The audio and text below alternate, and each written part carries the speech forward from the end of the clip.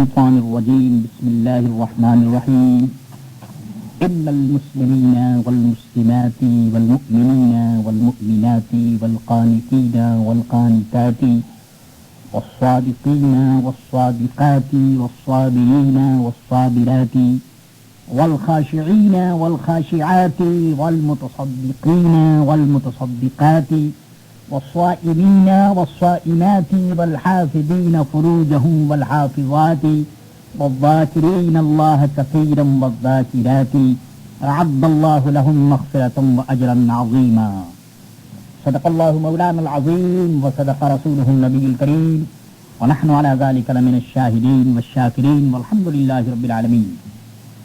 حضرات و خواتین، بھائیوں اور بہنوں، درس قرآن کی مجلس میں آج ملت اسلامیہ کے مردوں اور عورتوں دونوں گروپ کے لیے میں عظیم خوشخبری لے کر حاضر ہوا ہوں. سب سے پہلے میں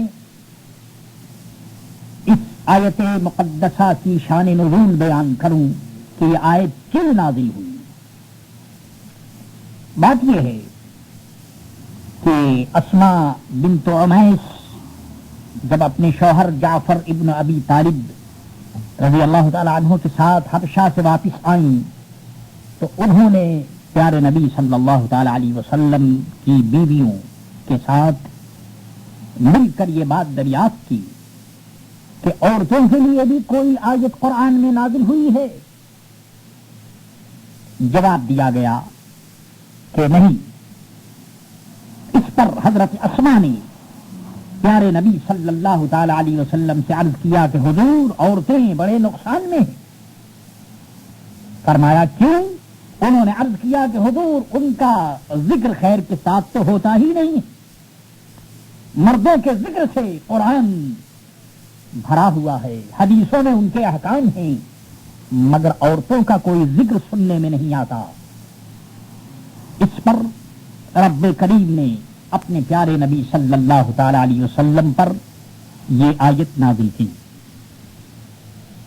یہ پوری آیت بتا رہی ہے کہ دین میں مردوں کے ساتھ ساتھ عورتوں کا پورا پورا حصہ ہے.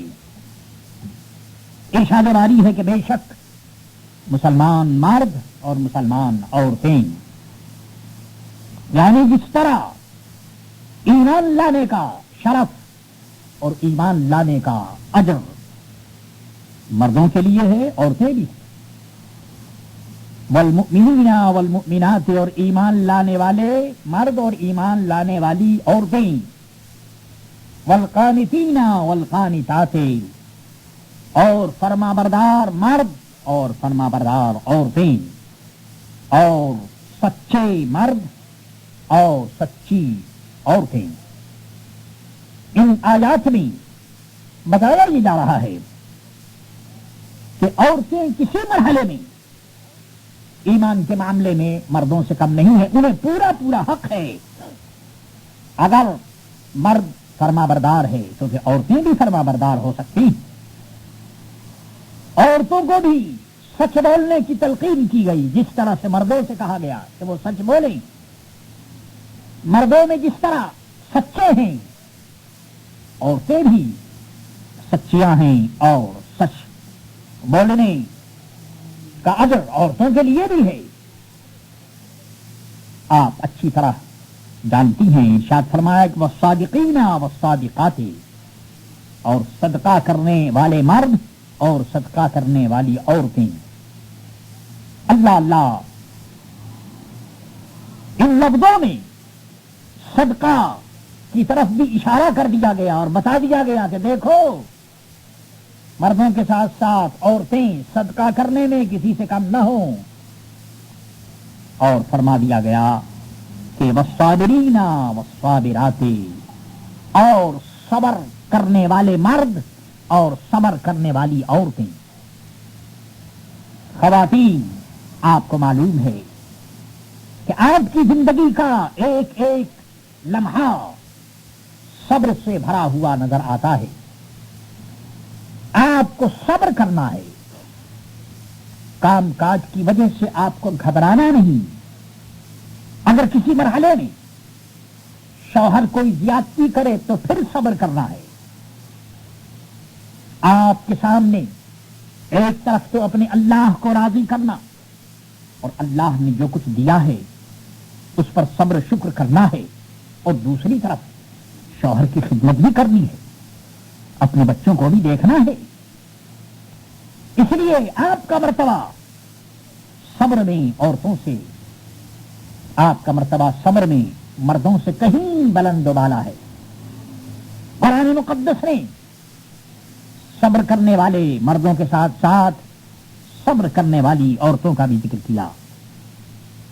والخاشعین والخاشعات، عاجزی کرنے والے مرد اور عاجزی کرنے والی عورتیں.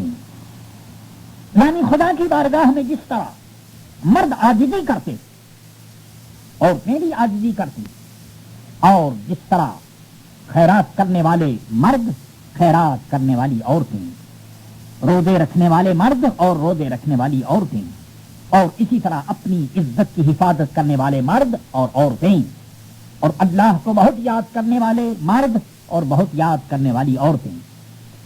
یہ سارے عادات، سارے صفات، سارے خصائل قرآن نے بیان کیے، اور عورتوں کو پورا پورا موقع دیا گیا کہ جس جس اسٹیج پر اور جس جس مرحلے پر ایک مرد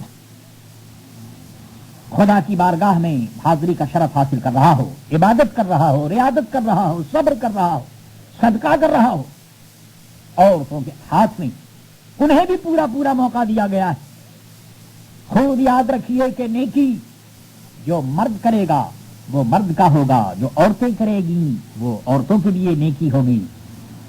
نمازیں جو مرد پڑھیں گے وہ مردوں کے لیے نمازیں ہوں گی، جو عورتیں پڑھیں گی وہ عورتوں کے لیے نمازیں ہوں گی. مختصر یہ کہ اعمال کا معاملہ ایسا ہے کہ عورتوں کو خصوصی طور پر چاہیے کہ وہ کسی حال میں مردوں سے کم نہ رہیں اور زیادہ سے زیادہ اعمال نیک کریں، اپنے رب کو یاد کریں. رب کو یاد کرنا آپ ذرا سنتے چلیے. اللہ اللہ نماز پنجگانہ کے ساتھ ساتھ آپ نے دعا کی، اپنے رب کو یاد کر لیا، سوتے ہوئے سبحان اللہ 33 مرتبے، الحمدللہ 33 مرتبے، اللہ اکبر 34 مرتبے آپ نے کہہ دیا. اس طرح سے آپ نے اپنے رب کو یاد کر لیا. اور پھر یہ وظیفہ وہ ہے کہ جس کو اللہ کے پیارے نبی حضرت محمد مصطفیٰ صلی اللہ تعالی علیہ وسلم نے اپنی پیاری شہزادی اور پیاری بیٹی حضرت فاطمہ الزہرا رضی اللہ تعالی عنہا کو عطا فرمایا. آپ کو بھی ان کے صدقے یہ وظیفہ حاصل ہے. آپ تھک چکی ہوں، پریشان ہوں گھر کے کام میں اور اپنے بچوں کی دیکھ بھال میں، تو پھر یہ وظیفہ پڑھ لیا کریں. پیارے نبی کا ارشاد ہے کہ اس وظیفہ کے پڑھنے کے بعد عورتوں کی تکان دور ہو جائے گی، عورتوں کی پریشانی دور ہو جائے گی، اور اس طرح سے خدا کی یاد کا شرف اور اجر آپ کو حاصل ہو جائے گا. قرآن مقدس کا یہ آخری جملہ کہ اعد اللہ لہم مغفرۃ و اجرا عظیما، ان سب کے لیے اللہ نے بخشش اور بڑا ثواب تیار کر رکھا ہے. اے رب کریم، خواتین کو، ہماری بیٹیوں کو، بہنوں کو ان سارے اعمال صالحہ کرنے کی توفیق عطا فرما. وما علینا الا البلاغ المبین.